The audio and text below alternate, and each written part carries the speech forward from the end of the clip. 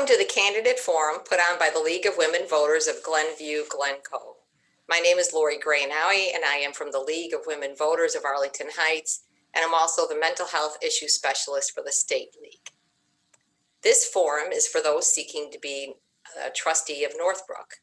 The candidates have agreed to abide by the rules set forth prior to this forum.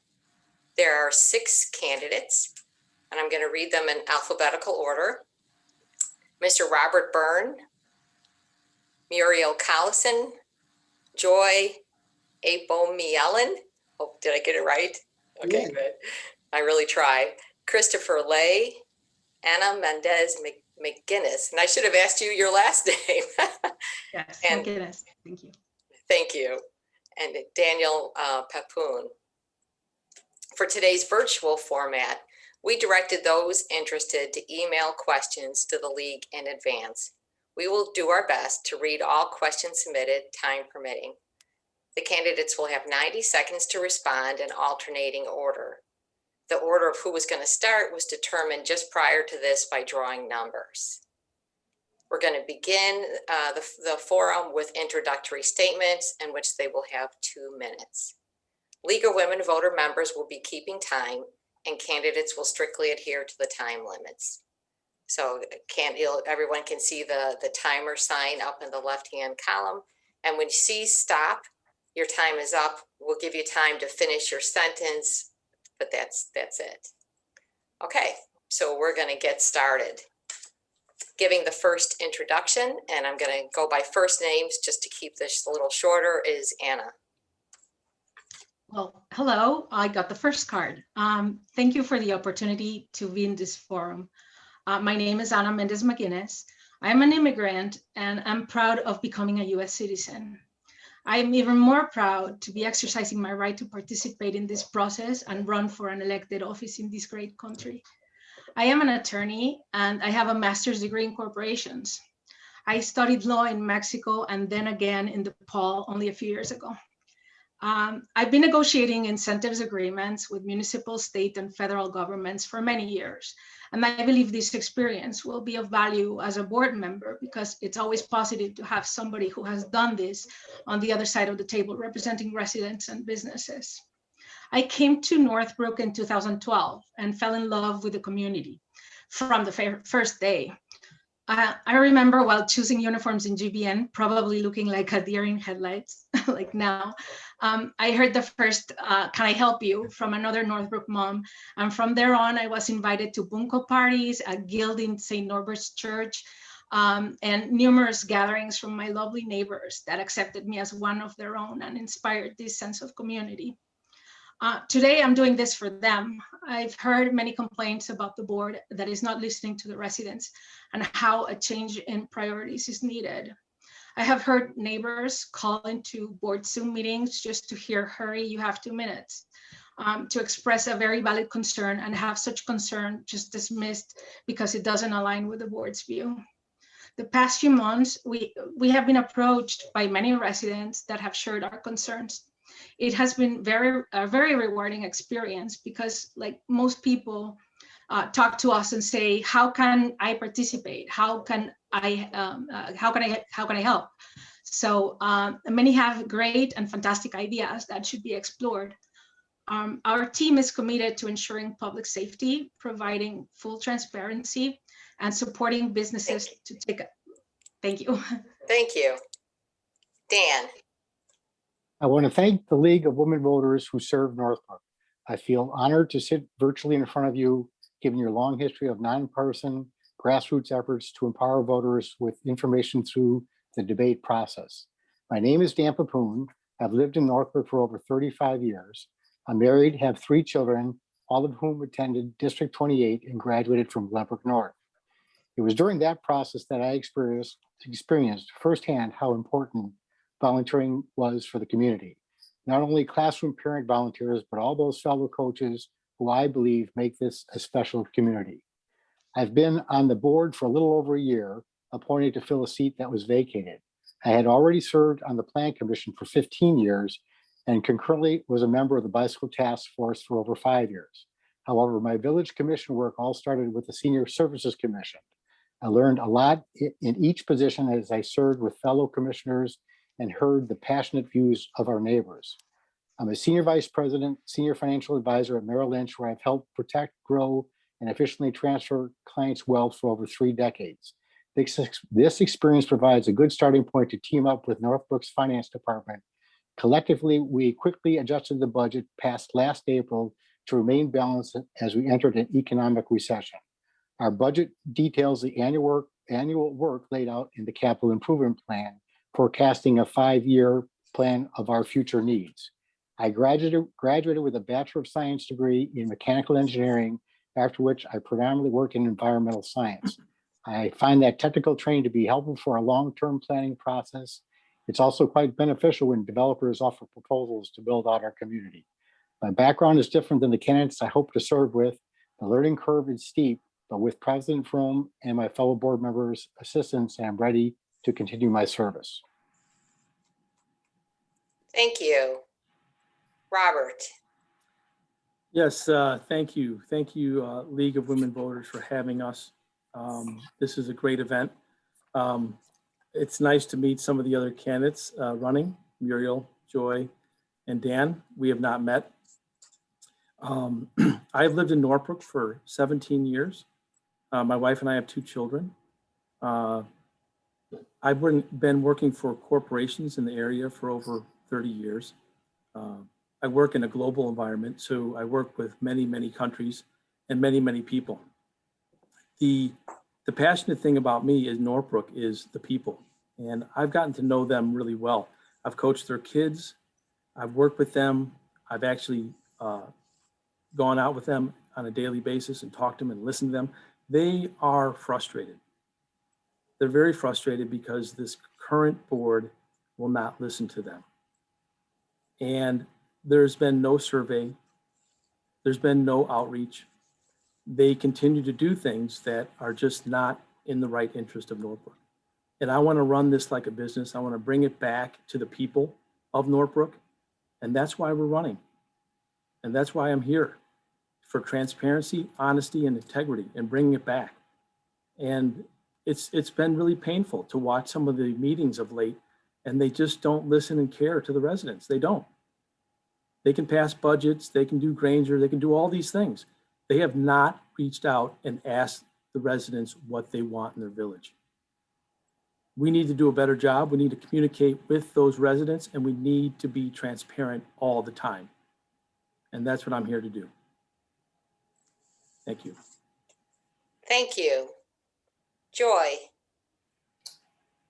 Well, good afternoon, friends, neighbors, and fellow Northbrook residents. I'd like to thank the League of Women Voters for hosting this forum between us, the Northbrook Caucus, and the United for Northbrook Party.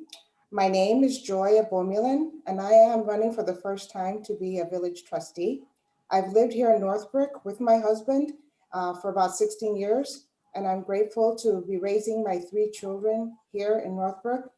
And I've always been very active in the community, so that's not new. I've worked for 4 years with the Community Relations Commission, and I've also worked in the Northfield Food Pantry. And as a mom, I've done school PTAs, room parents, book fairs, etc., Girl Scouts. I've done it all really here in the community. I also currently serve as a Hunger Resource Network board member, and that organization supports food pantries and soup kitchens in the area. In addition, I'm also the chair of a local nonprofit hospital that my parents run. So I owe my community service to my parents, and it's really a calling. Professionally, I have an MBA in finance with a career that spans both in commercial lending as well as finance and strategy. And I'm confident that this will be very value added for the community as we make decisions as to where Northbrook is going to go. I really don't have any political agenda, but to safeguard our finances, listen and serve our businesses, especially our residential community, and to continue to make our village one that our children and our children's children will enjoy. Thank you. Thank you. Muriel. Thank you. And thank you to the League of Women Voters and my fellow candidates for being here tonight. I am Northbrook's homegrown candidate, the only one born and raised here. I've lived in Northbrook my entire life, with the exception of a few years after law school when I couldn't afford to move back. But as soon as I could, I moved back into the house I grew up in. I'm a fourth generation Northbrook resident and my children are fifth. My dad was a trustee and served in the 80s, so service to the community has deep roots in my family. I was a Northbrook Rotarian for 10 years, serving on the board. I volunteered at my children's schools, and I started a charity to aid and assist orphans in Kazakhstan, which is the country my daughter's from, and was honored to receive a congressional award from Mark Kirk. I'm an attorney. I represent injured workers, mainly police and firemen and other union workers. I love what I do. I was appointed to the Plan Commission in 2013. I served for 4 years. I ran in a contested election in 2017 and was seated as a trustee. My time as a trustee has been invaluable. I have learned so much, and I'm just hitting my stride. I hit the ground running with many important issues coming before me: developments, the Cook County Minimum Wage and Sick Time Act, the marijuana dispensary, affordable housing, just to name a few. It hasn't been easy with all of this occurring during budget cuts from the state, a global pandemic, and unrest in our nation and in our village. Lots of anxiety. But to quote Eleanor Roosevelt, "You don't know how strong a woman is. She's like a tea bag. You don't know how strong a woman is until she's in hot water." And I believe the last 4 years I have shown my strength and love for community, Northbrook strong. And I look forward to serving another 4 years. Thank you. Thank you. Chris. Good evening, everyone. My name is Chris Lay. Along with Anna Mendez McGuinnes and Robert Burns, I'm running for Northbrook Village Trustee under a slate endorsed by United for Northbrook. We would like to thank the League of Women Voters of Glenview-Glencoe for providing this opportunity to converse with Northbrook residents and listen to their concerns. We're running on a platform of transparency, fiscal responsibility, helping existing businesses fully recover from the pandemic and attracting new business, bringing a fresh approach to revitalizing downtown Northbrook, maximizing property values, and providing a safe environment for our families. I'm an attorney. In my work, I focus on intellectual property rights, patents, trademarks, and copyrights. My wife and son and I moved to Northbrook 11 and a half years ago from downtown Chicago because of the schools. Northbrook has wonderful schools, and we want to keep them that way and open them safely and fully. We've found Northbrook to be a diverse and welcoming community, and our slate wants to make it more so. Northbrook is a clean, beautiful town, and we want to make it even cleaner and more beautiful. Now, during this campaign, we've been walking door to door, introducing ourselves and asking Northbrook residents about their concerns. We've heard many of the same ones over and over again. When is Northbrook finally going to revitalize downtown? It's long overdue. Why did the current board purchase the Granger property for $8 million without holding any public hearing, exercising any due diligence, or having any plan? Why isn't the current board doing anything about the recent spike in violent crime in Northbrook? Why did an affordable housing ordinance, which is very important to the community, get pushed through during a pandemic without a referendum? The pledge we offer you, and the biggest difference between our slate and the incumbents, is that if elected, we will represent you. We will listen to your concerns and work with you to address them. Most importantly, we will never forget that we serve at your pleasure. Thank you. Thank you. We're going to jump right into our questions. The questions are going to be, you'll have 90 seconds to respond, and we'll be going through in alternating order to start. So the first question is going to go to Dan. The topic is general business climate. Many village businesses have struggled or closed over the last year due to the pandemic. What do you see as the village's role in making sure that those businesses that have remained open not only survive, but thrive? Well, during the pandemic, we had to alter the budget. And prior to that, we had collected $50,000 from fines that were imposed within the village, and also gathered $70,000 in donations from our vehicle village sticker program. We used that money to set up grants for the businesses within the community. We normally support social services in our community. We lifted the grant money to them to help those in need, the food depository and call-in centers for those whose emotions are in need. For example, the Joslyn Center, who we work with, we have terrific organizations, and those are the things we count on to help our community at this time.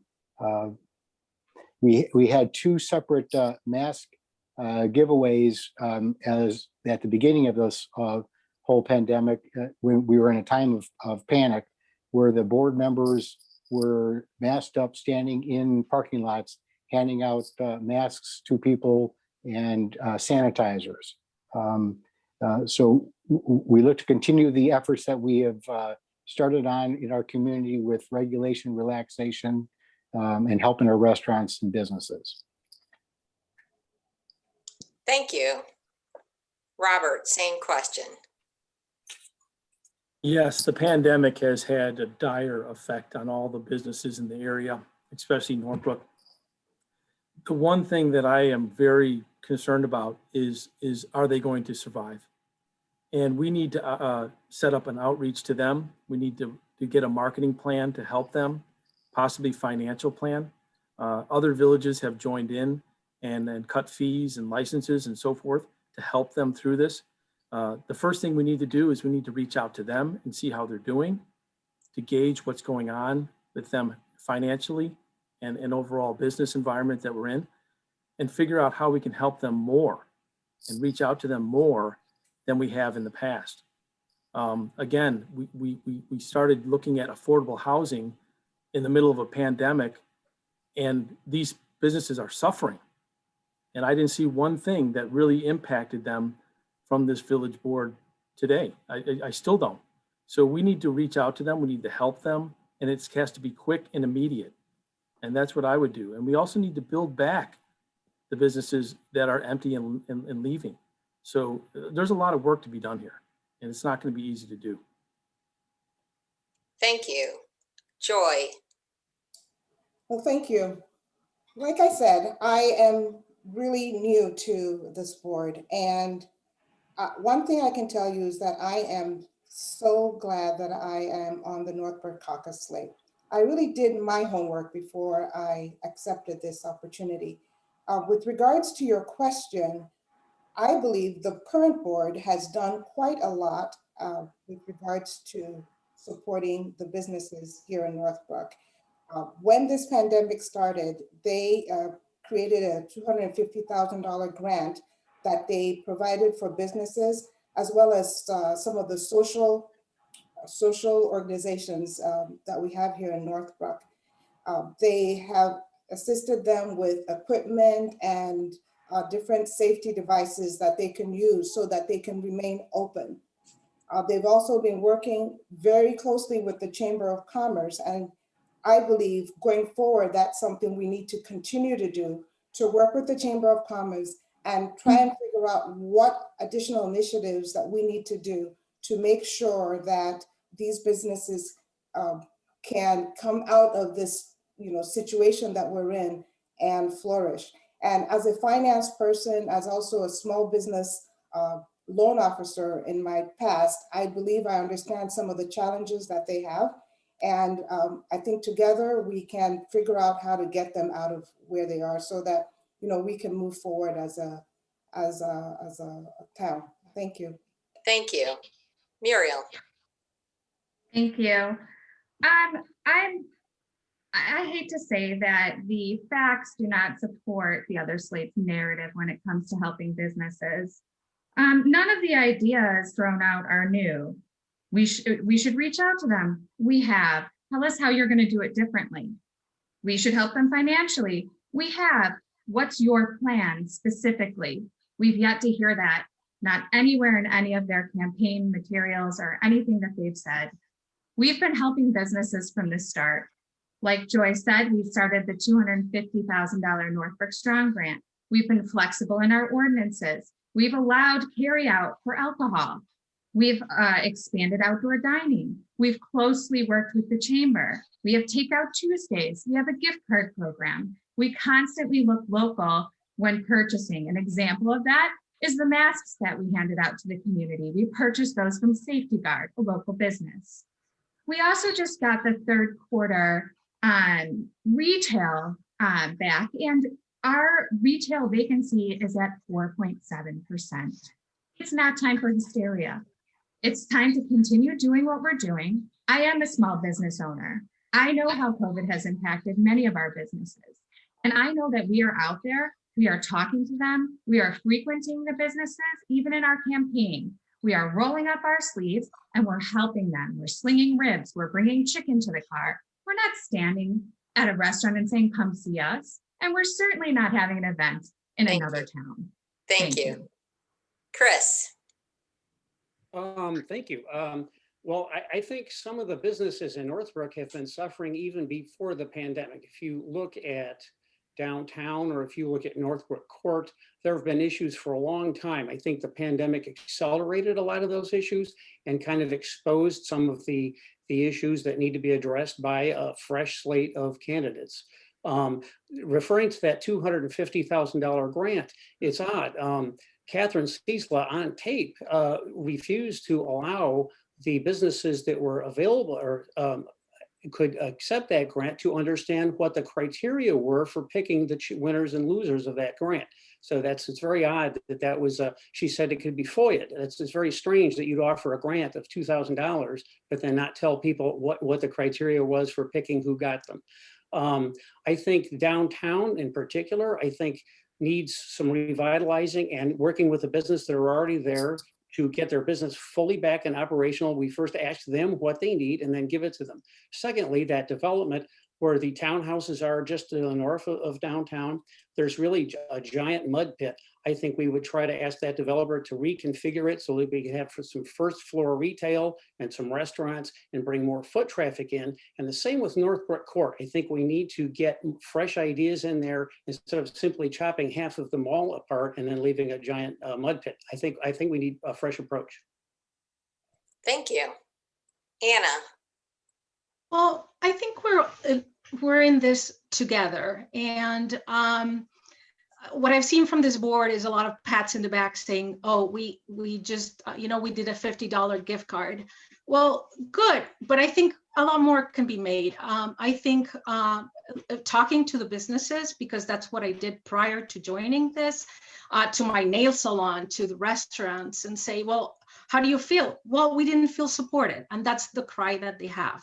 So I think it's important to hear them and to sit down with them and ask them, okay, what do you want? How can we work together to try to solve this? And let's grant incentives. Let's share the sales tax with them as an incentive. That's a lot. Many villages have done that. Many villages have cut on the licenses so that there's a direct help there with the economics. There are also a lot of private institutions that we could have reached out to. There's a resource platform called Hello Alice that supports businesses, and that is giving grants of $10,000 to small businesses. Well, let's get out there and find out what's there. There's a minority business development agency that we can use and target and use their grants. So yes, I think there's a lot more than we can do. Thank you. Thank you. Okay, for our second question, we're going to continue with the rotation. We'll start with Robert. The topic is resident input in village government decisions. There have been questions about the degree to which village residents are given a say in major decisions made by village government. Please explain your views on community input and your ideas for the best ways to involve the community in the governing process. Thank you, Lorri. It's an excellent question. And I would have to say that we have to have our residents have more of a voice in all decisions, and especially major decisions. We can do surveys, we can have outreach, we can have emails, Right now, the village operates in a bubble, and they do things and you don't hear anything about them. You never do. You have to go to a website and dig and dig and dig. There is nothing that goes out today to tell residents what's going on in the village so they can even have a voice. The biggest frustration that I have heard from all the residents that I've talked to is they don't know what's going on. They don't get communicated to. They don't feel that they have a voice. They feel disenfranchised. Okay, that's got to change. We have to do surveys and let them and ask them what they want in their village. Okay, what voice do they have when they go to a meeting and they get 2 minutes and they get shut down? That's embarrassing. Why don't we have a Saturday meeting right in the morning to say, hey, come to the village or come online. Let's hear from them and give them a chance. Today, we don't get that. And that's the frustration that's building throughout the community.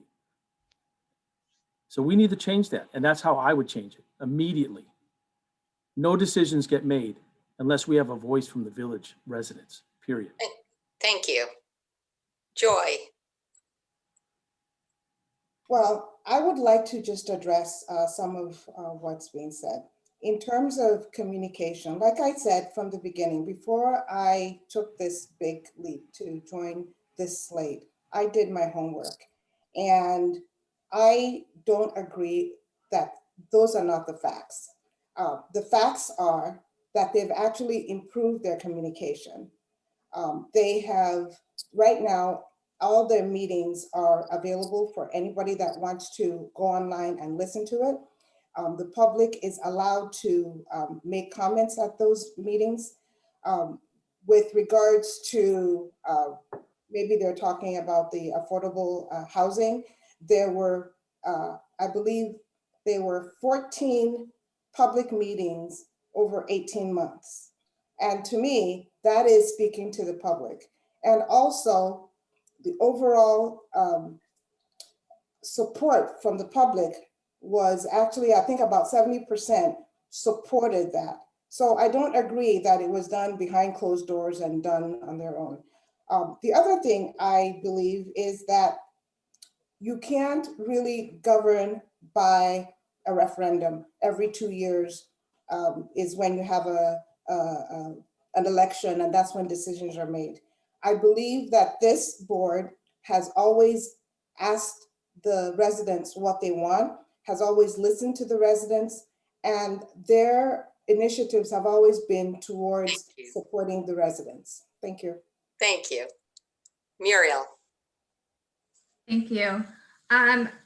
Again, the facts don't support United for Northbrook's narrative. Green Acres, for example, it's been all over that they would like to do a 100 lot subdivision. And it's been public knowledge and posted on social media that Gene Marks has spoken to the developer.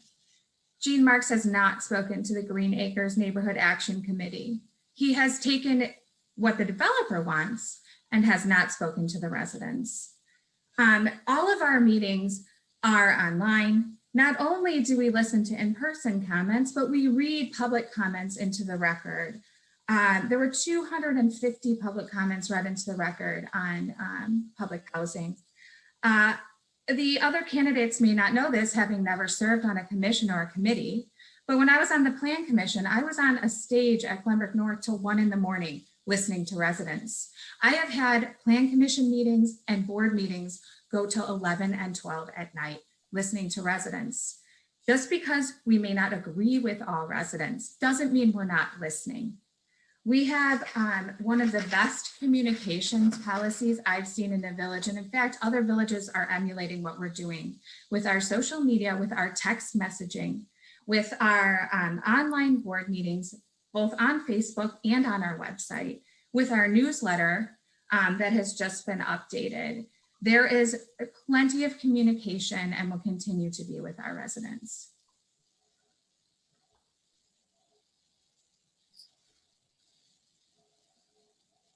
I think we lost the moderator.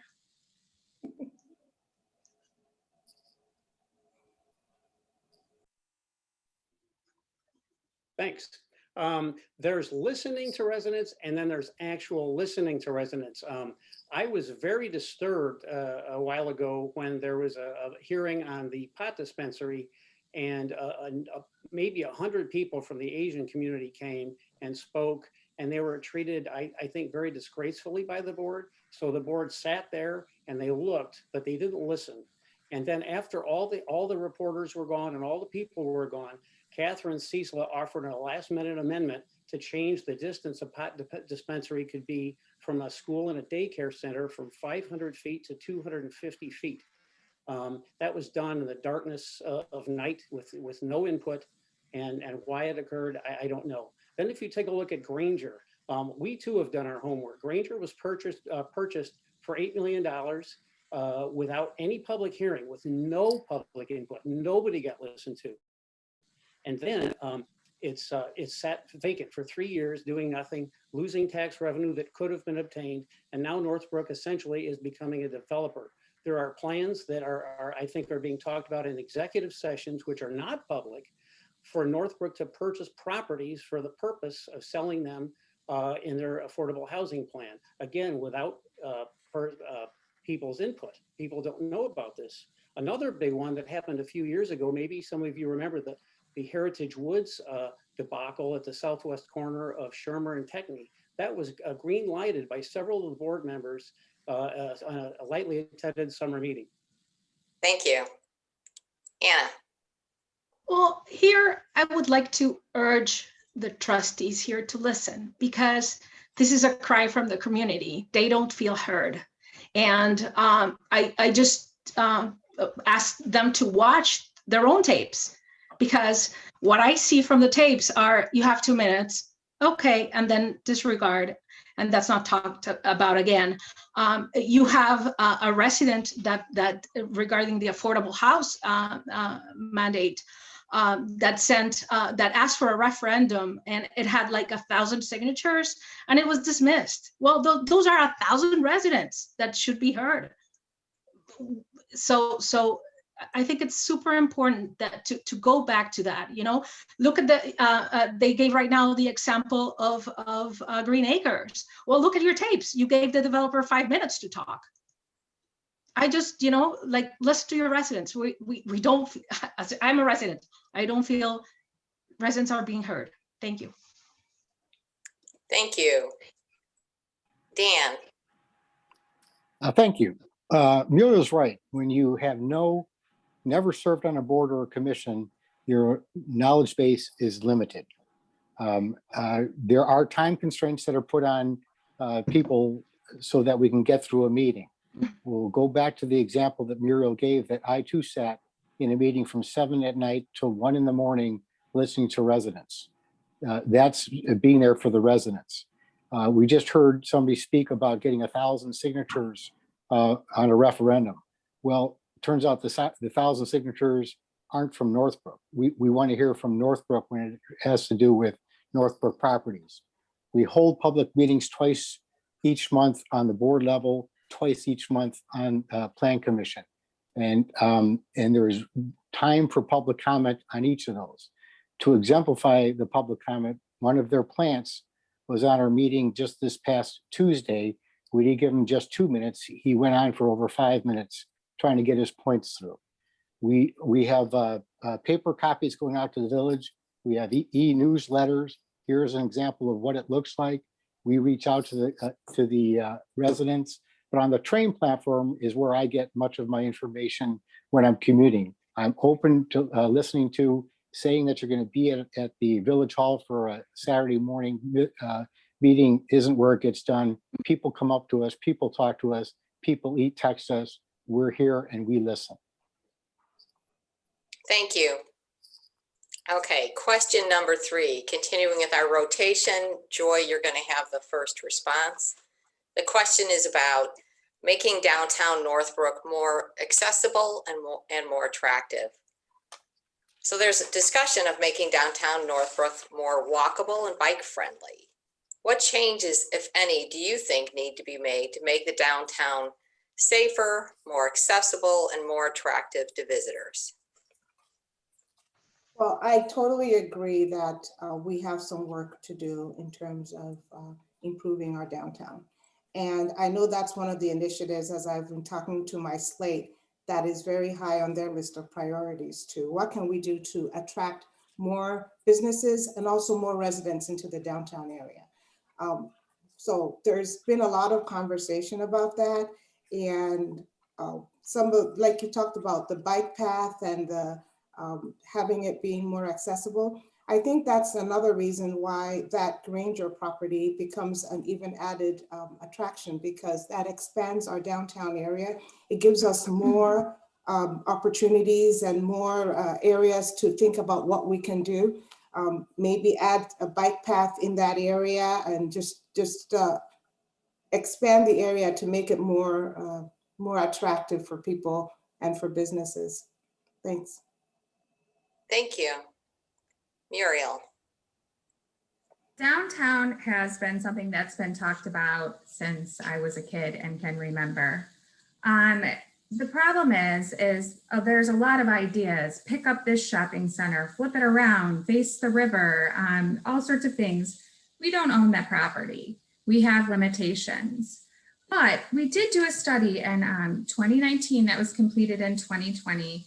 And I'm really excited to implement some of the changes. And even during a pandemic, and without hitting any of our reserves, we were able to put $174,000 in the 2020-21-22 budget to improve pedestrian and bicycle access and for streetscapes. A lot of the ideas are that our downtown really needs to be more walkable, more bike friendly. The plan came up with fantastic ideas, which is why we put the funding in. The bike plan's already been approved, so this is a great start.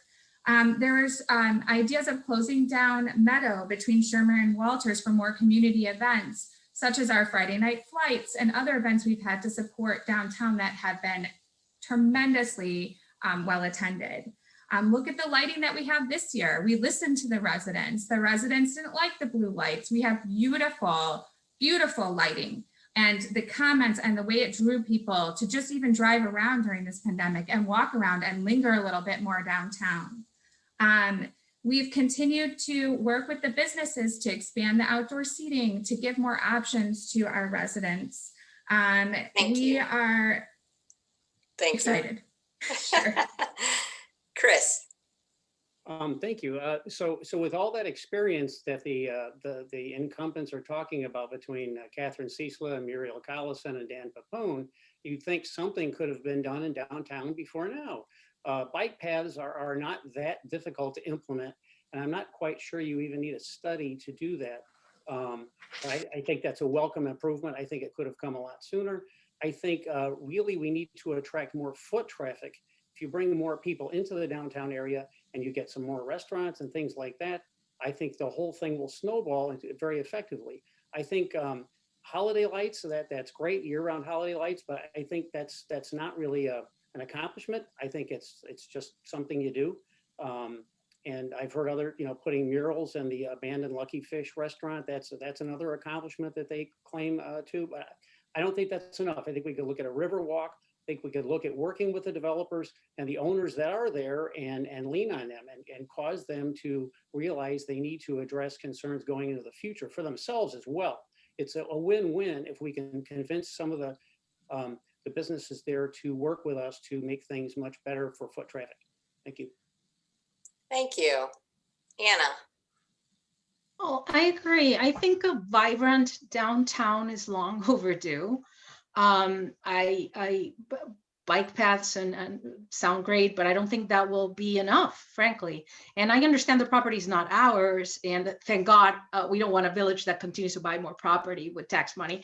But we need to work with the businesses, and the way to work with the businesses is to create, again, incentives and try to partner with them, because it's in their best interest also to have a vibrant downtown. If we have more businesses, we live in a city that has 6 months of winter. Well, let's try to look for something kid friendly a business that would bring the young families downtown.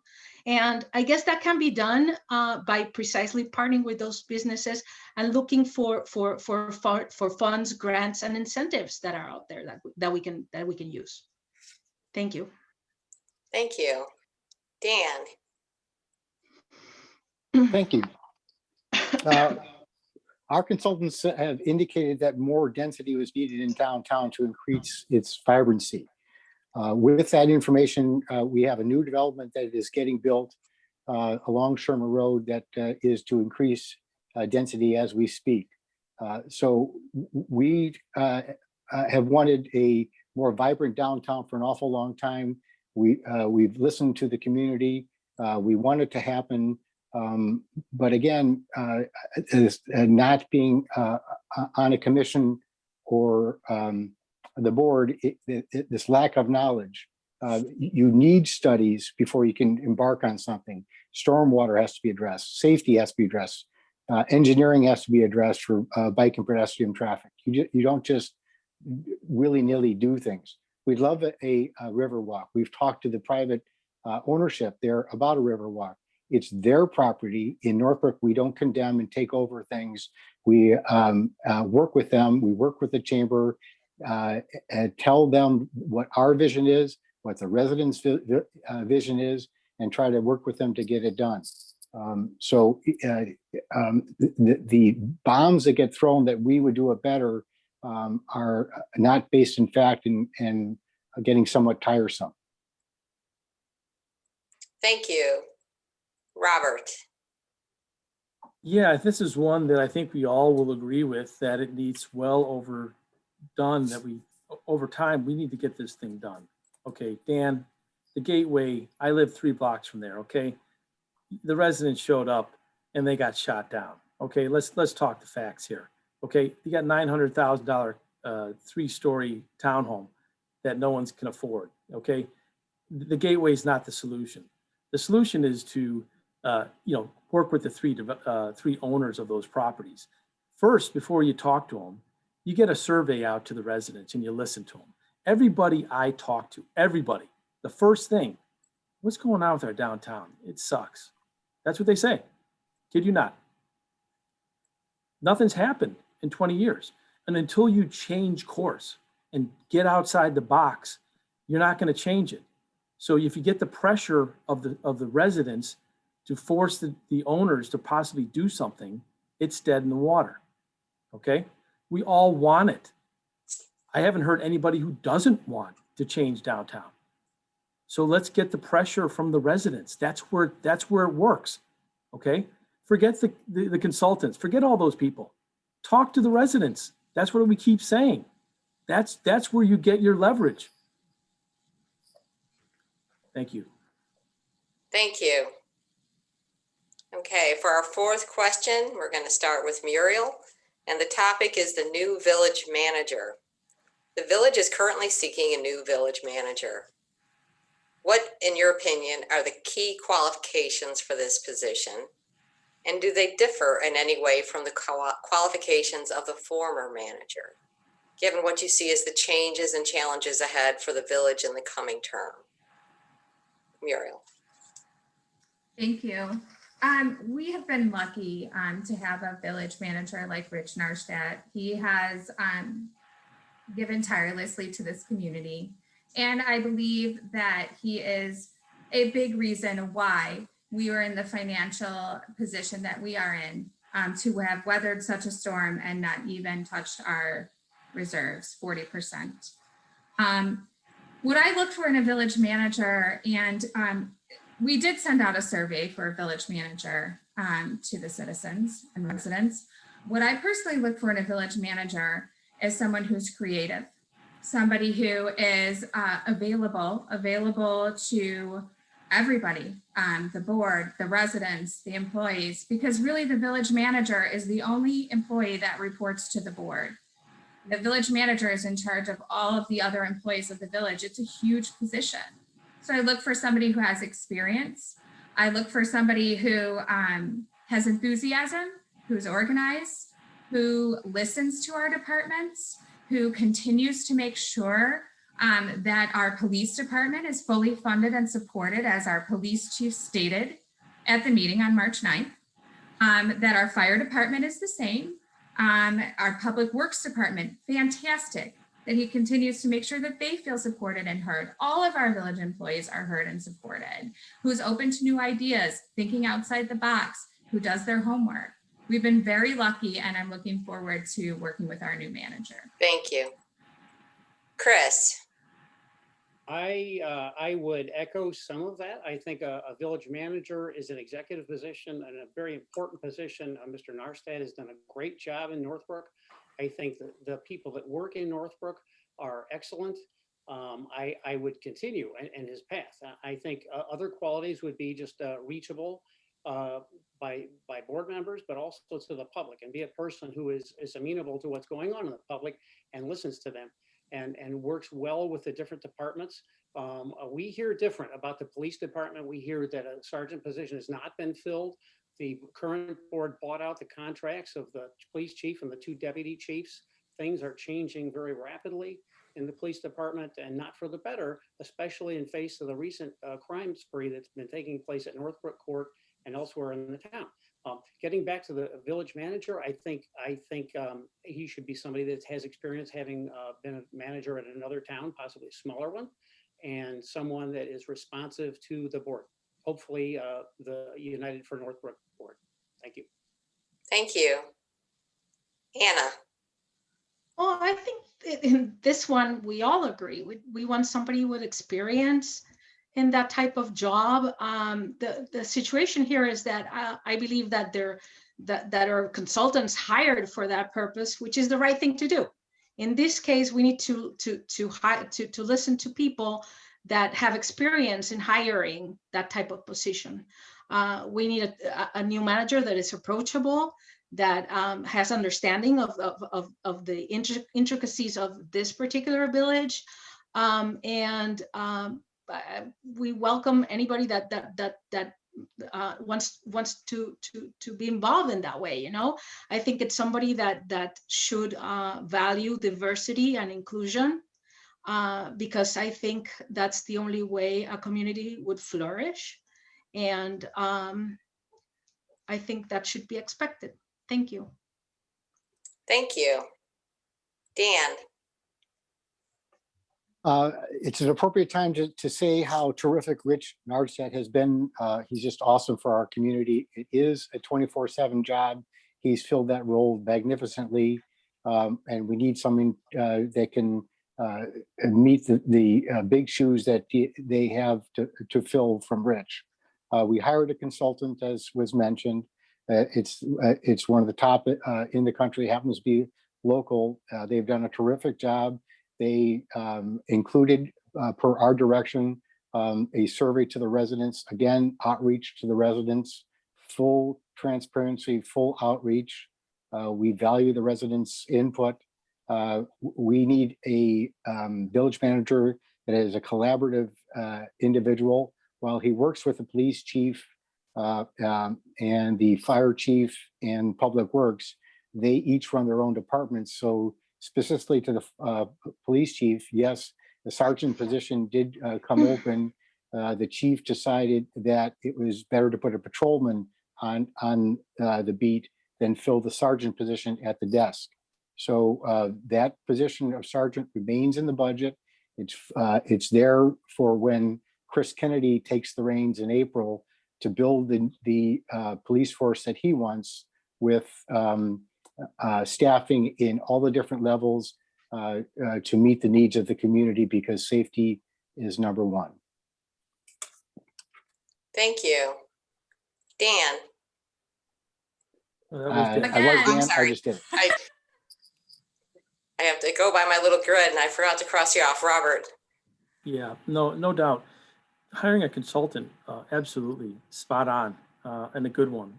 This is a very, very important role. You can't go wrong on this one. This one has to work with the employees. This one has to work with the village staff, as well as the board. This is a top job. There's no doubt about it. It has to be taken very, very seriously. And I'm sure we'll get somebody good. This is a good village. We have good people here. And, I will say that, I think Muriel and Dan, you guys were a little late to the game with the survey piece. I think that came out just a few weeks ago, and you asked opinion. I don't know if asking opinion from everybody about how the village manager is going to be hired, if you already have a consultant, how that goes. I think you just need to communicate that we have a consultant, and if they want input, of course. But I think, again, it was a little late in the game on that one. So, but more importantly, Rich, I would get Rich and try to find a second person like him. That's how I would do it. Thank you. Joy. So I would like to disagree with what I think it's Robert, what you just mentioned. I was actually called by these consultants to ask what my opinion is. And it looks like we all have agreed that it's important to be transparent and to communicate. And that's exactly what this board just did. Not only because you're saying they have a consultant and so therefore they don't need to seek opinions, but then on the other hand, you're saying we need to get the opinions of the residents. I believe that the consultants, they not only, they've got the opinions of the residents and what they feel is important to them for the village manager. And all of this information is going to come together for the consultants then to really do a good job in finding somebody that would be really close to what is going to be going. Secondly, it's again not a fact that there was people that were bought out. This was a voluntary retirement package that they took. So those are the facts. They decided that they were going to take early retirement. Nobody was pushed out. Thank you. Thank you. Our next question, we're going to start with Chris. And the question is about the Granger property. The Granger property was purchased by the village over 3 years ago for over $8 million and has remained unused since. What is your opinion of this decision? And secondly, what viable uses do you see for the property, either to bring it back onto the tax rolls or for other purposes? Thank you. Well, I noticed I got some kind of a communication today from the village. I think they're using Granger as a garbage dump sometime soon for a disposal. I think that's not an appropriate use of $8 million. Going back to the original decision, it was not public. I know the incumbents are working hard tonight to try to say they're transparent and open. Granger was everything but transparent and open, and I think quite mismanagement of taxpayer dollars. So the decision there to purchase it was in secret. They didn't have a plan. President Frum admitted that 8 months after the purchase, a person from Woodlawn, the street right across the street, asked why, and she said, there is no definitive plan. We don't really have a plan, but we're thinking about talking to Metra. Well, then they talked to Metra, and Metra said, you're not going to really alleviate any of the train crossing traffic because of the situation of if you move the train station. So I think it was way too little, way too late. There was no real due diligence. Going forward, I think we're stuck with it. We can either sell it or try to work to develop it in some way that brings some tax revenue back in from what right now is basically an abandoned parking lot. Thank you. Thank you. Anna. Well, I believe this is a huge issue, and why would, I mean, the board is not in the real estate business and should have not purchased that property without the residents' input. And so it really baffles me what happened. I watched the board meeting this week. There was a resident that called. I believe he said it was a prior board member, and he called it a travesty.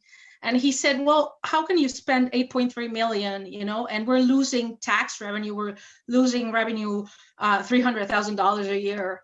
And the first responses from the board were, well, it's not 8.3 million, it's 8 because it was contaminated and we negotiated the price and we just paid 8. Okay. then it's not $300,000 that we're losing because the property would have been vacant and therefore the tax rate is lower. Okay, well, those are not responses, and we have to do something with that property because it shouldn't be part, just used as a place where the school puts things, a place where they distributed masks. Well, there are $8 million that could have been used otherwise, and it needs to be developed. So we need to work with developers and try to sell it or put it to good use because it's been 3 years. Thank you. Thank you. Dan? I was not on the board when the purchase was made. Regardless, we now own it, and I want to be a part of the solution. It was purchased with a taxable bond so that any gain on the proceeds of the sale can better help the community. I look at all the village properties holistically. This is one of many. The property went vacant, which is not good for our tax revenues nor the vitality of the community. History has shown that when a property goes, owner is able to change zoning from industrial to residential, there's a lift in its value. I understand there was no industrial interest in these 10 acres, only residential. I understand the $8 million purchase price was a discount to the industrial appraised value. Again, residential goes higher. Its acquisition provided control to the village in an attempt to improve the vitality of the downtown. We just got finished yelling about how bad our downtown is, and we want more vitality, and we had an opportunity to control a property right near our downtown to try to improve things. This week, we have instructed staff to prepare the process of selling the this for private development, giving us the ability to dictate its use, the setbacks, the height requirements, and the utility services that are very important on that particular location. Thank you. Robert? Yeah, once again, Dan and Joy, you get a pass. Muriel, you don't. Here's the deal. You talk about downtown. There's houses in between that lot and downtown. It's not going to be part of downtown. Okay, that's wrong. I had staff work at Granger. I used to work for Granger. I had staff in that building. Okay, here's the bottom line. It is a debacle. Admit it. You got to admit it. You guys had no idea when that board approved that it should have never happened. Okay, yeah, look at other properties around town. Yeah, that's good. But $9 million of taxpayer money and you end up with nothing, and now it's a debacle. It's a disaster. Okay, you can't spin it any other way. Okay, we need to sell the property to get it back and take that money and either give it back to the businesses to help them through the pandemic or do something to help the community here. You need to do something now. And I listened to that meeting last night. Hannah and Chris are right. It was, you had no clue what was going on. No clue. It was like option one, option two, what do we do? You have no clue what's going on right now. And it shows. I'm embarrassed for you because I was listening to it and saying, you got to do something here. Sell the property. Thank you. Thank you. Joy? Well, thank you for giving me a pass on that, but I will tell you that I'm supporting the current board completely. So here we are with a piece of property. And if you were going to buy a nice piece of land, would you tell the whole world, I'm going to buy this piece of land? You would not do that. And I think the conversation in that same meeting yesterday, if it wasn't yesterday, I actually reached out to find out that you're not legally allowed to even have conversations when it comes to purchase of property. Correct me if I'm wrong, but I don't think I'm wrong. I asked that question. So no, they can't go out and tell the community with flashing lights, hey, we want to buy this property, because there goes the price of that property. So that aside, I believe the board is working hard to try and figure out what is the next step. What I'm hearing is we have to sell, we have to sell, we have to sell. I have not heard the current board say, we don't want to sell this. We just want to have it sit there forever. The place was made vacant because the current the owners, Granger, moved their people to another location. So it was an empty piece of, it was going to be an empty piece of land. Now they're working vigorously to try and figure out, what are we going to do with this piece of property? I don't see them sitting idly and letting it, it sounds to me like we're saying they're just sitting on it. They need to do something. They need to do something. They are actively trying to figure out what to do with that property. Thank you. Muriel. While I appreciate you giving me a pass, Robert, I don't need your pass and I don't need your embarrassment. I stand by the decision. 100%, I would make it again. Granger was a strategic piece of property. We were given the opportunity to buy it at a great price. There was a lot of interest in it when it came before us. Anna, you're a negotiator. You certainly don't go out to the community and say, hey, we're going to buy this property. What do you think? You're going to shoot yourself in the foot? No, you're not. That's not how negotiations work. And let's not sit here and pretend that we don't know who the caller was who called in to our meeting and spoke for 5 minutes. We all got the mailer from him. And I wouldn't have to spend my time correcting the record if you would just tell the truth, all of you. It's not 8.3, it's 8. That matters. It's not $352,000, a lost tax revenue every year. I am still perplexed as to how any of you think you can be a trustee when you can't read a tax bill. There are 16 taxing entities. It's not $352,000 to the village.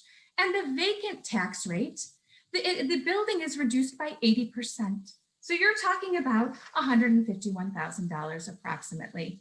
We did our due diligence. We talked to Metro. We looked at the downtown study. We looked at stormwater, and we will probably sell it. And we maybe even might hold on to some of it and do some affordable housing for disabled residents. Northbrook will do just fine on this property. It was a great purchase, and we will do just fine. Thank you. Okay, so in our rotation, Anna, you'll be up next. And the next question, good lead-in, is about affordable housing. After numerous public meetings held by the village to gather input, the village recently passed a set of ordinances addressing the availability of affordable housing for seniors, those with disabilities, and village workforce. How would you plan to implement or enforce the new ordinances? Well, thank you for the question. I think it's very indicative that you mentioned that they passed a affordable mandate for seniors and people with disabilities.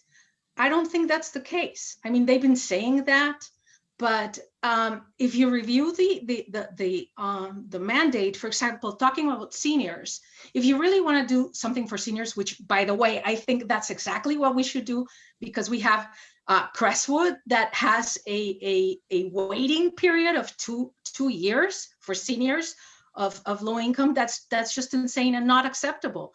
But if you look at the mandate, and I took note, the only time where it mentions seniors is in section 9-304C, and it's just to make it an exclusion.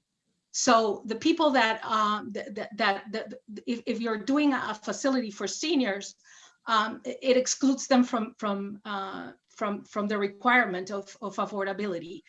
It doesn't make sense. If you want to do something for seniors, well, then let's specify it. There's nothing in the ordinance that says that. With respect to disabilities, there's nothing in the ordinance that says that it could be done this way. The way it's done, actually, section 9308A requires dispersal of the units. That's not practical for people with disabilities. I know, I have a kid that's disabled, and I certainly wish there was affordable housing, but let's do a mandate that works, you know? Thank you. Thank you. Dan. Thank you. The state law indicates that we have to have 10% of our town be affordable. So we adopted that 15 years or thereabouts ago, and we had it as an ordinance for an awfully long time, but with nothing that identifies exactly how to do that.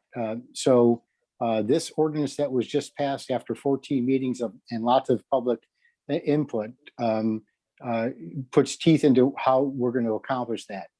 It does not mean that Northbrook is looking for property to buy and convert to affordable housing. That was one of the scare tactics that was mentioned. Instead, what it means is as new development comes in, that new development will be mandated and required to put in 15% of the new development as affordable housing. That's for developments of 20 units or larger, and they're to be built on site. In smaller developments above 5, it goes to a trust fund. It is that trust fund that is able to build out for seniors and the disabled. And that trust fund is an important component of the program that we have for affordable housing to make seniors that want to stay here, new families that want to move here, and the disabled place to be within our community. Thank you. Robert. Yeah, the affordable housing vote. Again, I'm going to call out that, you know, having several meetings is nice. Maybe listening to 200 residents is nice. But we have over 33,000 residents, and everyone I talked to didn't really know about it. I live in Northbrook. I didn't see one email out to the community saying this is what we're talking about. Glenview has already come out and said, look, they're going to look at it, but it's going to take time to really educate the public. And what I just see is a board that just rushed it through. I listened to the meeting myself, and there was not one challenging question from either of the trustees, not one. And I sat there and said, no questions on something like this? Very limited. You say you had input, but that's very limited. I don't know anybody who knows what's going on here until after it was done. We need to dial it back, get back to some common sense, and get some more input and educate this community. Okay? Yes, Anna's right. We need to have more disabled and more senior housing. That's the priority. And you did all this in a pandemic. You didn't even listen to the small businesses and the medium-sized businesses that were hurting. Thank you. Joy. Thank you. Well, let me state the facts, and you can dispute me if I'm wrong. Affordable housing is a state requirement. It was started in 2019, and it's a state requirement. So all this board has done, 2019 is when it was first put together. From 2019 up until today, it has not been very successful here in Northbrook, unlike other communities in our area. So the current board put something together to put more beef into it so that it can actually be something that can be accomplished. They did that with, like we said, 14 meetings over an 18-month period. That doesn't sound like something that was pushed through and slammed in. Again, my point of view, affordable housing, like I said, it's something that's required. So there's nothing, it's not something new that's popping, dropping in from the sky. It's something that's required. And this group had said, okay, we're not doing a good job on it now. We need to do a better job. What can we do? The ordinance was put together to put more beef into it so that they can do something about it. Affordable housing is not Section 8, which I've been hearing. Again, like you guys do your own research, I also do my own research. What I've heard is the thought that it is that, and that is not what it is. Thank you. Thank you. Muriel. Thank you. First of all, I don't know which meeting Mr. Burns watched. There were 14 meetings, workshops. We met with experts. In fact, your dirty ad that ran in the Herald today actually misquoted one of our meetings back in 2019 when we were meeting with an expert on affordable housing for disabled residents, and we talked plenty about affordable housing for seniors. That's what we'd like to use the housing fund for. And I'm just getting tired of the scare tactics. The petition that you had with 1,000 signatures, yes, my inbox was flooded with people saying, oh, they're standing outside Ace Hardware asking me to sign something, telling me Section 8 is coming to our town. Shady. Taking $5,000 from realtors, from a realtor pack, who are clearly against Section 5, or who are clearly against affordable housing, taking $5,000 from them, not acceptable, not transparent. We all know that comes at a cost. I keep hearing your slate say, oh, we want it for seniors, we want it for disabled residents. What is wrong with having your public works person or someone who works here live on your street? Why can't a divorced mom or dad who wants to stay in town live in your neighborhood? What's wrong with a young family, regardless of their color or what they do? What's wrong with them living in your block? Why are you so focused on disabled and senior housing?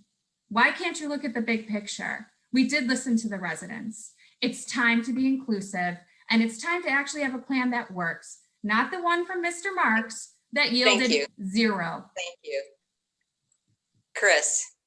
I'd like to thank Dan Pepoon for, without knowing it, commending Gene Marks. Gene Marks is the one that brought in 2005 the voluntary affordable housing measures that Northbrook has had in place well in advance of some of the other communities around here. I just wanted to address what Ms. Collison just said. That quote in the paper today was transcribed by me. It was perfect. And the picture was unaltered. I made the screenshot myself. So if you want to watch the film, we'll release it. And everyone can check for themselves. It was a misquote. It wasn't. We believe in affordable housing too. We believe it should be a community decision. It is transformational. If you look what's happened at Green Acres, that developer has tried very hard to work within the mandates of these rules. And I think Ms. Collison and Ms. Cecila were extremely disrespectful to the developer, gave them 5 minutes to talk after they spent $250,000 on a presentation because they didn't like the way he implemented the affordable housing. If you continue to fight all developers all the time, you're not going to have any affordable housing. You pat yourself on the back for having a law, but you will not affect any change in this town. Thank you. Thank you. Okay, then for the next question, we're going to start with Dan, and it's a follow-up question about the location of affordable housing. There are different viewpoints on how affordable housing should be allocated throughout our village. That is, whether it should be dispersed among new development or concentrated in certain areas. What are your thoughts?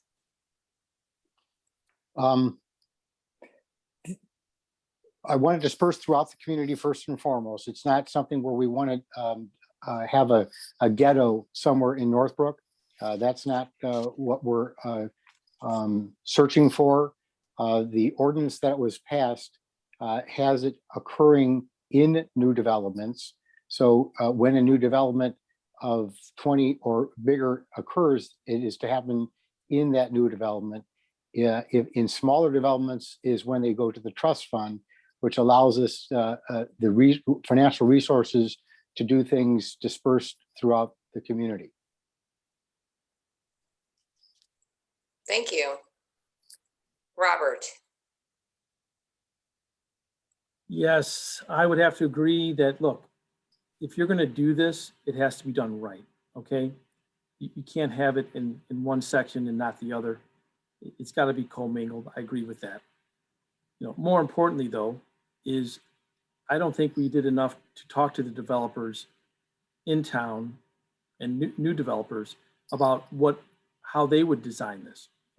There was one call from a developer when they voted on that, and he was completely against it. Mm-hmm. That led me to say, look, wait a minute here. I don't think they've done their due diligence in talking to the developer side of this. And we don't have many more properties left in Northbrook that I know that are undeveloped. There's a few, Green Acres, maybe the Granger, but we need to be real careful here and make sure that the residents have a voice. Back to the same thing. Why don't we just talk to the residents and get their input? Is that hard to do? To me, it's quite simple. Ask them, what do you want to do? Let's educate them more about what is past. Let's give them a voice, and let's figure out what we want to do for the future of this design and development. But we haven't talked to a lot of developers. I haven't heard any impact from them. Thank you. Joy, Well, I would suggest that it goes to the Green Acres Facebook page, which I actually did. And I know that after the presentation by the developers, what I saw on there was them thanking the board. Several comments of them thanking the board, that the board listened to them, that they were very supportive of the board, and that they were very appreciative of what they did. Also, I was told that the board, no, that the developers in the development, they were told extensively what the residents wanted, what they were looking for. When the presentation was made, you talk about the fact that we want affordable housing dispersed. My understanding, and I'm not sure if Muriel has spoken, but my understanding was that developer put the affordable housing in the back corner somewhere. And that was not what they were looking for. And it seems like all of us are in agreement that affordable housing should not be put in the corner somewhere and say, this is where the disabled people are, or this is where the poor people live. It should be dispersed. And that key piece of information was not included in the plans that were presented by the developers. And I think that was a travesty. Thanks. thank you. Muriel, Thank you. I'm glad to hear some of their slate disagreeing with Jean Marks, that it should be dispersed. Thank you, Robert, for that. We all know that he put in the paper that he wanted to repeal the affordable housing ordinance, and that if he had to have it, it should be in one spot, exactly like a ghetto. That's not my Northbrook. In terms of where it should be, we've already indicated where it should be in our thought out affordable housing plan, in which we got input from experts, developers, the community. We looked at all sorts of different aspects, angles. We educated ourselves. And that's why it took 14 meetings. That's why it took those workshops. And as far as, the developers go, we listen to the developers. We want smart development that's good for our community, that provides something for our community. But they need to listen to us. And when they've met with us and we've made it perfectly clear what we're looking for, and they ignore that, I don't care how much they spend on a presentation, because this is the difference between our slate and yours. We don't work for the developers. We don't represent the developers. We don't take money from developers and realtors. We are here to listen to the residents. And the residents were very clear about Green Acres. So they can spend $250,000, $500,000, $1 million on a presentation. It doesn't matter. They didn't listen to what we made clear is what we were looking for in that property. And if you've got $110,000, that's what you paid per acre, you can do better. Chris. Yes, I watched all the tapes of those hearings, and what I heard over and over again was the incumbents saying, our vision for Green Acres, my vision for Green Acres, my village, my vision. That's not how you work with developers, and that's certainly not how you bring a large project like Green Acres into a community as large as Northbrook. You have to have Northbrook involvement. It's not the vision of 7 potentates. It's the vision of everybody working together. The developers are part of the community, whether you like it or not, Ms. Collison. You have to work with them, otherwise nothing ever gets developed. I was sad to hear both Dan and Muriel use the word ghetto. Who has mentioned the word ghetto? Only you two. Affordable housing is very complicated. It needs to be addressed. Now, the one thing you've ignored, my sister-in-law lives at Misericordia. There are some types of disabled facilities that they're required to be in clusters, because you can't care for people like my sister-in-law in a dispersed environment. You couldn't put her in an accessory dwelling unit behind my neighbor's house. It wouldn't work. She has to be in an environment with caregivers and other people similarly situated. And that under your rules apparently would be prohibited. And that's kind of disgraceful. And if we get elected, we'll amend it to accommodate some things like that. Thank you. Anna. Well, I agree with Chris, and I kind of take offense by the reference of a ghetto. I think that's not what anybody says. And I think that when I started talking about the sections of the ordinance and what doesn't work, is that precisely there needs to be more communication. First of all, to see what the residents want, to prioritize for this money and this affordable housing. We have to prioritize what comes first. And let me tell you one thing, as Chris says, you know, if we're talking about a disabilities facility, it's best that they're together, and it's not a ghetto. It's a dedicated facility. My kid went to a specific school because it had the services, and it's not a ghetto. So not necessarily by wanting a certain unit that is offensive. So I would just say the way the ordinance is right now, it doesn't work because precisely it's exclusionary of those things. I think it should be amended first so that we can take care of all these issues and talk to the residents and see what the residents want, because we all want affordable housing. We just want to prioritize. Thank you. Thank you. Okay, for our last question tonight, we're going to be starting with Robert. And the question is about village sustainability and climate action plan. The village's new sustainability plan will soon be released. How will you work to implement the climate action planning team recommendations? And the second part of this is, what should the village of Northbrook do to significantly decrease its carbon footprint?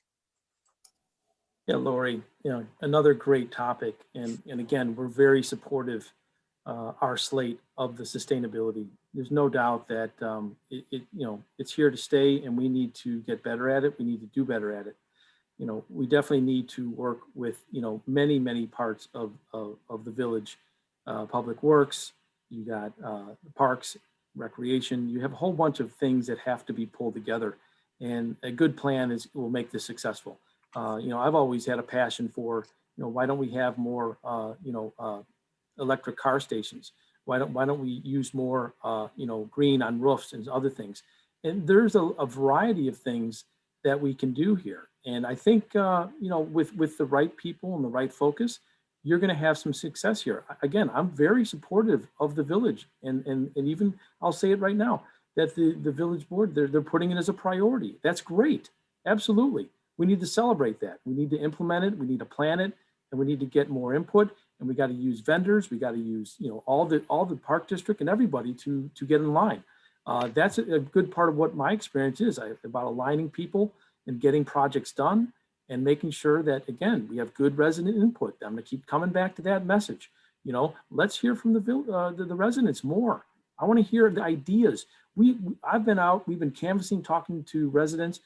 I have more ideas in the last 3 or 4 weeks than I've ever had myself, because people say, well, I got an idea about this.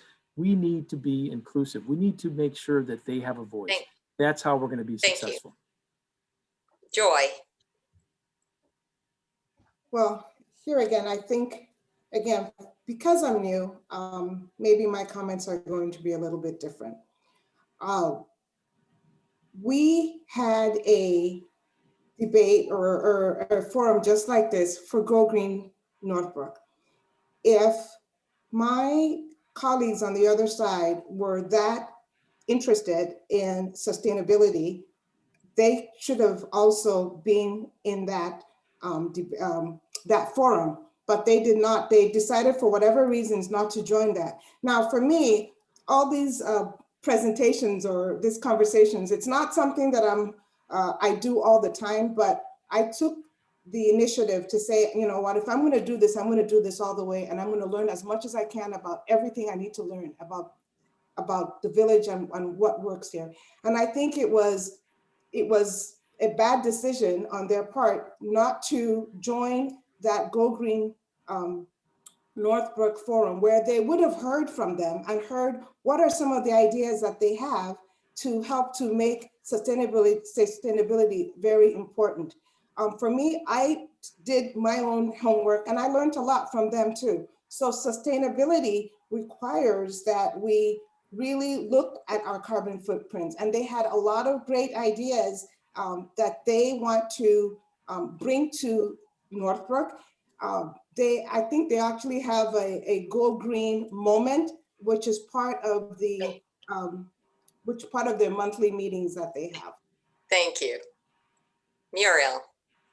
Thank you. I'm really excited about the climate action study plan. The green moment at the beginning of our village board meetings was my idea that was implemented and has made a significant change in how a lot of people do things. It brings thoughts that we wouldn't have thought about in our everyday lives to make a difference. The 2022 budget, we are hiring a full-time sustainability person, and we're continuing funding of the part-time sustainability fellow. The Parkway Tree Program funding has been increased from $62,000 to $92,000, and that can be 500 more trees. Our downtown bike and pedestrian improvements, we've talked about 174,000 put there. We just approved several hybrid vehicles for the police department. I'm supportive of incentives with fees for developers using green practices, an increase in recycling for multi-unit buildings, more education on rain gardens, and the expansion of our community gardens. I am surprised to hear so much concern about the environment when not one of you have sat on a commission or a committee. It's so important for Northbrook to go with the candidates that have experience. We've got 17 years on the village board, 19 years on the plan commission, 12 years administration and finance, 9 years on other commissions. Our opponents, a one-term presidency and 2 failed attempts at re-election. That's it. Thank you. Chris. Yeah, I too watched the Go Green moments. I've noticed a couple of them have been completely ignored by the board. One very practical one was to do away with double stroke leaf blowers, which emit tremendous amounts of carbon. The board shelved it until after the election. But what we would do is we would tell landscapers that come into Northbrook to phase them out in 3 years and replace them either with electric models or some other form of efficient, clean energy. Other things, the tree planting program, it's very curious. I looked at the records last year. The Northbrook share they'll pay part of the cost for if a resident wants to put a tree in their parkway, the Northbrook will pick up part of the cost. Only 41 of those were bought last year. And the reason is because a lot of our parkways are saturated. We would take the plan and expand it. By the way, we would work with a local company like Reds. I don't believe Northbrook does that. They work with a co-op. We would expand that to say 15 feet inside the sidewalk so that people like my yard, I can't put one on the parkway, but I could put one in my yard. I would put 2 or 3. I did in my last house, we bought 5 trees from Reds. Tree canopy is extremely important. I think Go Green is right on the button with that one. Also with idling cars. I just bought a Subaru that stops at stoplights automatically. I never thought of it. I saw a Go Green moment where they said, idling is a big deal. And, I hadn't thought about it that much. Now I did. I have a car that stops. I use a Yeti instead of a plastic bottle. And I think those are all good practical measures that we can do in Northbrook. Thank you. Anna.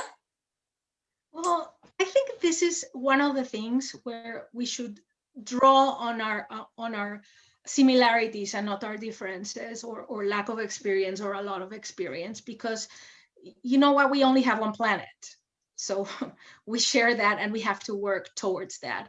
I would like to, for sure, wait and see what the sustainability report says, study, so that we can directly work towards getting better on it. I understand that it most likely will say that we need increased canopy. We need to change some of the lights. And I think most of the carbon footprint of the village comes from the buildings. So once we understand how we can help as a board, we definitely will, because I think that's one part where incentives can come in again. to work with builders and developers to create better buildings for our environment. I have a card too that stops. Thank you. Dan, I walk to the train. I don't have to have a car that stops. Besides the point, as a long-term environmentalist, a focus of mine would be drive positive environmental change by helping the community act as a better environmental steward at home, work, and in their daily lives. So I'm proud to say that we have a climate action plan well along with the consultants that we've hired. It's in committee meetings now with Northbrook businesses, Northbrook property owners, Village Hall staff, residents, yes, residents, board members, and it's being operated by Pale Blue Dot LLC.